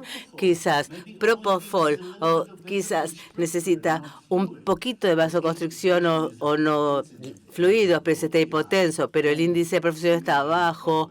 Ahí sí que es un problema, ¿no? Un índice cardíaco que está bajo. Esto lo voy a ir salteando. Y les quiero comentar que la forma de onda pletismográfica reacciona ante los estímulos de dolor. Uno ve, uno lo visualiza. Acá vemos qué ocurre con la amplitud pletismográfica cuando pasamos CO2. O sea, podemos entender que hay una limitante, pero también me da información importante si el paciente responde al estímulo de dolor. Estoy jugando con estas cosas. Esta es la pantalla de mi iPhone y mi iPhone está conectado a un oxímetro de pulso o al revés. Y estoy caminando por la playa en Tel Aviv y comienzo con latidos prematuros, con extrasístoles. Esta es fisiología básica, ¿no? Entonces, ven mis extrasístoles y miren, el doctor Dini les mostró que la AUC, el área bajo la curva, es el volumen sistólico. Por ende, esto es mi latido normal, acá un latido pequeño, una extrasístole, acá pausa compensatoria, y miren este latido después. Miren, su magnitud es mucho más grande que este otro latido porque el corazón tuvo más tiempo para llenarse. ¿Y esto qué significa? Yo respondo a los fluidos. La fisiología es espectacular. Con estas curvas entendemos el concepto de respuesta a fluidos. Por ende, hemos hablado de la variabilidad, del índice de variabilidad pletismográfica durante la ventilación mecánica. No voy a volver a este concepto. Y también hablamos de parámetros hemodinámicos y el hecho de que muchos pacientes no responden a los fluidos y la importancia que un índice PVI bajo significa para identificar el paciente que no reacciona ante los fluidos. This is a very nice article by Este es un artículo buenísimo de Frédéric Michard hacia el manejo hemodinámico de precisión, PPV, SBB, PVI. En muchos pacientes estos parámetros no los puedo utilizar porque están con ventilación espontánea y es por ello que nos debemos basar en otras pruebas para evaluar la respuesta a los fluidos. Pero lo que es más importante, además, verán comparaciones de estos parámetros. La continuidad es fundamental. Tenemos elevar las piernas de manera pasiva. Es algo también que se puede evaluar. Y a la mañana voy a hablar de este tema. Es la utilidad de parámetros dinámicos en la ventilación espontánea, porque lo que está ocurriendo ahora es que tenemos un montón de monitores para ver la ventilación dinámica, pero el paciente puede estar respirando espontáneamente. Entonces algunos dirán, respira espontáneamente, no tiene sentido mirar los parámetros. Otros refieren, bueno, quizás durante la respiración espontánea podemos obtener información sobre la respuesta a los fluidos y es un tema de mañana. No obstante, les voy a anticipar que la variación durante la ventilación espontánea son indicadores importantes de la obstrucción de la vía aérea, porque cuando uno respira espontáneamente hay oscilamientos negativos en la presión pleural y también inducen variaciones en el volumen sistólico. Entonces, esto se puede utilizar para monitorear varios parámetros, ¿no? La frecuencia respiratoria. Esta es la pantalla de mi iPhone. Esta es mi frecuencia respiratoria sobre la base de las variaciones, durante la respiración lenta. Y esto es muy importante. Medir la frecuencia respiratoria con un sensor acústico se puede hacer. Pero la frecuencia respiratoria, algunos la llaman, lo llaman el signo vital soslayado al que no le dieron importancia. Pero qué importante que es. Hay pacientes que se mueren por depresión respiratoria por los opiáceos, ustedes lo saben. Obviamente, no solo pacientes, sino los no pacientes, pero en el hospital podemos medir la frecuencia respiratoria. El score SOFA. Se puede identificar un paciente en piso si tiene una frecuencia respiratoria de 22. En vez de medir la frecuencia respiratoria con un equipo que lleva mucho tiempo, medir la frecuencia respiratoria de manera continua y no invasiva sirve mucho, ¿no? El pulsus paradoxus. ¿Cuándo fue la última vez que pronunciaron pulsus paradoxus? En la facultad, me parece, ¿no? Hace un montón. Pero el pulsus paradoxus conlleva un significado importante y no lo vemos. ¿Por qué no lo vemos? Porque cuando llega paciente a guardia, no le medimos la presión arterial de manera continua y no nos damos cuenta que al inspirar la presión baja en más de un 10%. Entonces, no vemos un taponamiento cardíaco, no podemos ver algunas otras cosas que produce este tipo de variación paradójica.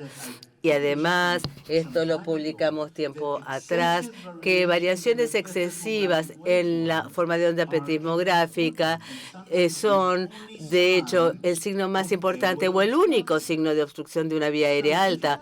Entonces, si yo tengo un paciente que respira de manera espontánea, pero veo variaciones, hipovolemia, ojo, cuidado, puede haber una obstrucción de la vía aérea y puede ser la única indicación de que está obstruido. Este es un paciente de verdad nuestro en la unidad PACU postanestesia. Tuvo una obstrucción de la vía aérea alta, al igual que mostró el doctor Dini recién. Acá ven la presión arterial y pueden ver que la área bajo la curva y la altura de la curva indican un BIP pequeño, lo que sería un volumen sistólico muy pequeño. ¿Ven la curva pletismográfica? Entonces, hay variaciones.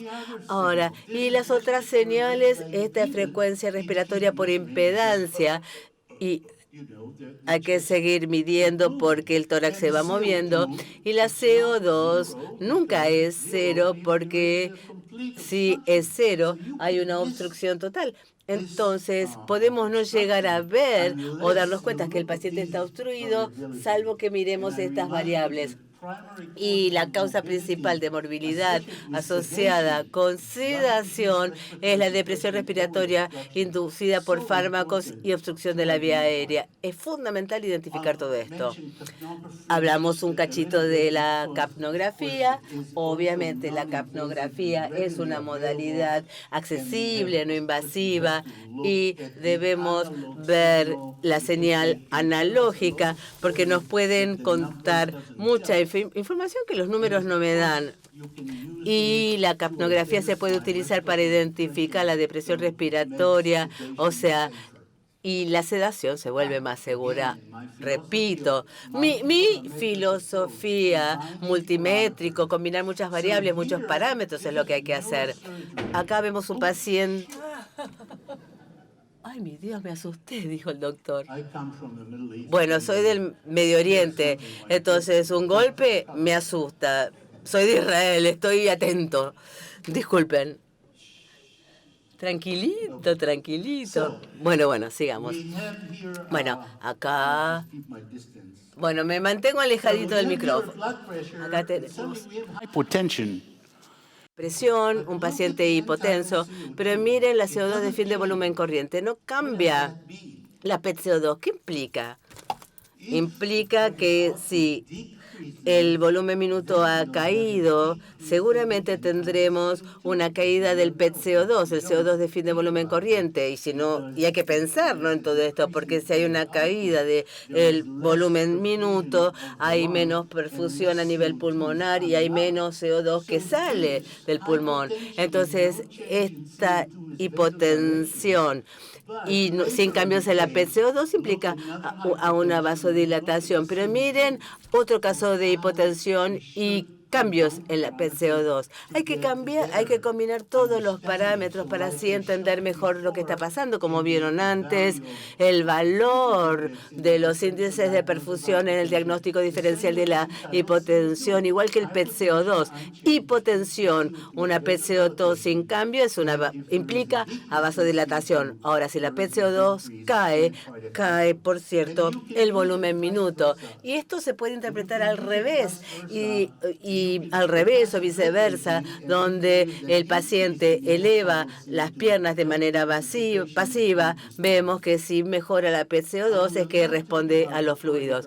No voy a hablar del volumen minuto, pero sí he mencionado el monitoreo continuo de la hemoglobina, ¿no? Y quisiera hacer algunos comentarios antes de cerrar, porque antes hablé solo de hemodilución. A ver, si ustedes creen que si ustedes creen en transfusiones restringidas, acotadas y mantenerlo a un nivel bajo mucho tiempo, ¿cómo voy a saber que lo que pasa entre los valores de laboratorio, mi paciente está bien? Si lo mantengo a un nivel de hemoglobina bajo, necesito monitorearla todo el tiempo. Es como cuando... por supuesto, si uno vuela a una baja altitud, no me voy a caer. Nada que ver. Uno puede utilizar la respuesta de la hemoglobina para así evaluar si el paciente está sangrando o no. Acá vemos que se transfunde al paciente, vemos la hemoglobina, cómo reacciona, y acá se estabilizó su hemoglobina. Pero acá el paciente recibe una transfusión, pero la hemoglobina sigue bajando, o sea que sigue sangrando. Y entonces creo que esto nos va a ayudar a prevenir lo que muchas veces vemos. Es que hay pacientes que reciben más de una unidad. Si paso una unidad o 2 unidades, bueno, una unidad alcanza y entonces la hemoglobina es un parámetro que nos va indicando qué pasa. Ya hablamos de todo esto. Entonces, ¿se dan cuenta la cantidad de parámetros que logramos obtener con un oxímetro de pulso nada más y con dispositivos no invasivos? Enseguida, ahí, en esa evaluación inicial de nuestro paciente. Y estoy convencido de que el monitoreo no invasivo, especialmente el monitoreo no invasivo continuo, es muy beneficioso. Podemos estudiar muchos pacientes en piso y aumentaremos la seguridad del paciente. La industria automotriz ha revolucionado la industria con todos estos dispositivos sin medicina basada en la evidencia. El acelerómetro no se hizo un estudio randomizado de 10.000 choques, o sea, no sé. No, tiene sentido común no hacer estas cosas. No hay que esperar a estos parámetros para ver que hay un resultado, porque a veces es imposible esperar, pero usemos el sentido común, como poner un acelerómetro en un auto, ¿no? Los desarrollos tecnológicos nos permiten realizar exámenes fisiológicos profundos y muy informativos no invasivamente, ¿no? La naturaleza continua de este monitoreo no invasivo muchas veces compensa inexactitudes inherentes, o sea, hablar de tendencias comparados con la precisión de medidas intermitentes, ¿no? Todas las variables que medimos, claro que son poco precisas y claro que tienen limitaciones. Los parámetros dinámicos son por lo menos los que tienen una altísima variabilidad. Por eso estoy convencido que hay que adoptar un monitoreo de muchísimos parámetros, que es la clave para una evaluación mejor del paciente, hemodinámicamente estable o inestable. Gracias por su atención. Thank you.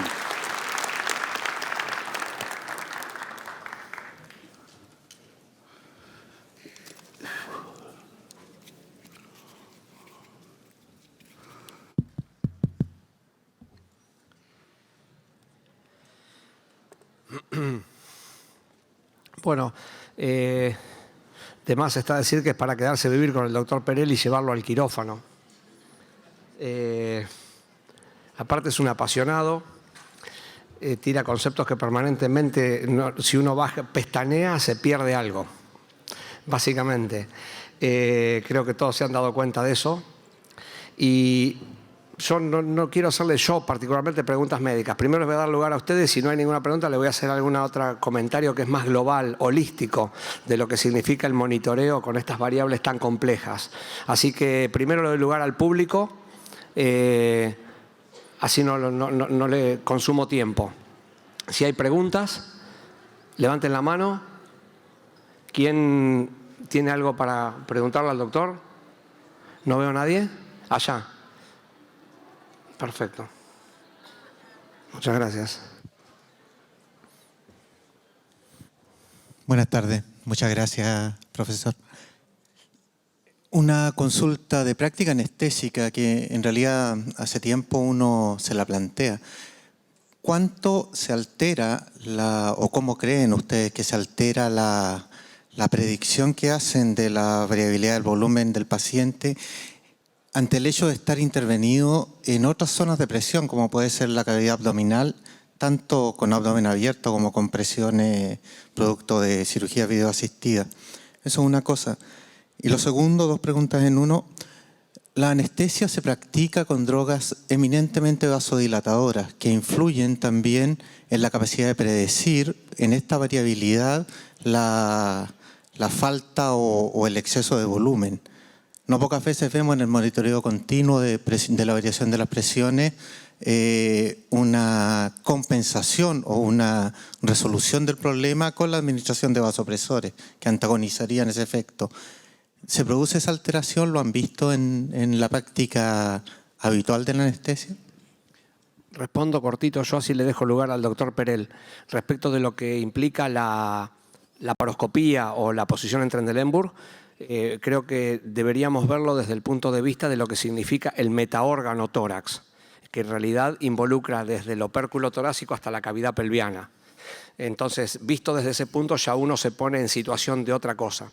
Y segundo, en lo personal, sistemáticamente, cuando es necesario, utilizo las técnicas de lo que llamamos revolemización interna, que implica echarle mano al volumen redistribuido por las técnicas anestésicas, recuperarlo para revolemizar al paciente, que también es una técnica sofisticada, pero no imposible de hacer, y lo utilizo sistemáticamente. Yo quiero comentarte solamente eso, así le dejo lugar al doctor que se puede explayar en otros temas. Yeah, thank you. Gracias, gracias. Como dije,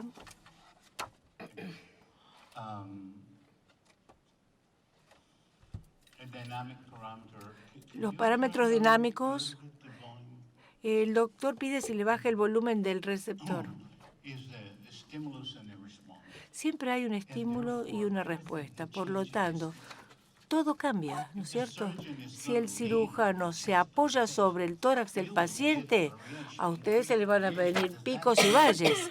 ¿Qué significa eso? ¿Que esas variaciones no tienen significado? No, simplemente significa que alguien le aumentó la presión intratorácica y hay una disminución del retorno venoso, ¿verdad? Entonces, claro que si uno abre el abdomen o el tórax, obviamente que la presión, el estímulo es distinto. Es por eso que yo hice el comentario desde el inicio. Dejen de pensar en 13 o 14, en un numerito. Miren todo. ¿Qué puede tener impacto en el proceso? Tengan todo en cuenta. Por ejemplo, si ustedes tienen un paciente que tiene insuficiencia cardíaca congestiva severa, uno lo puede vendar al tórax completo para que artificialmente pueda aumentar la presión de las vías aéreas. Y esto como si fuera una reducción de la poscarga. Y claro que el volumen sistólico va a ser distinto. Siempre tenemos que pensar en la fisiología de las cosas, ¿verdad? Yo no estoy preocupado por volumen corriente bajo. Eso no me preocupa tanto. Si el paciente está verdaderamente hipovolémico, aún con un volumen corriente de 6 ml, vemos variaciones. Si uno no observa variaciones, quizás sería muy importante para el próximo trabajo, pero no para la vida de este paciente.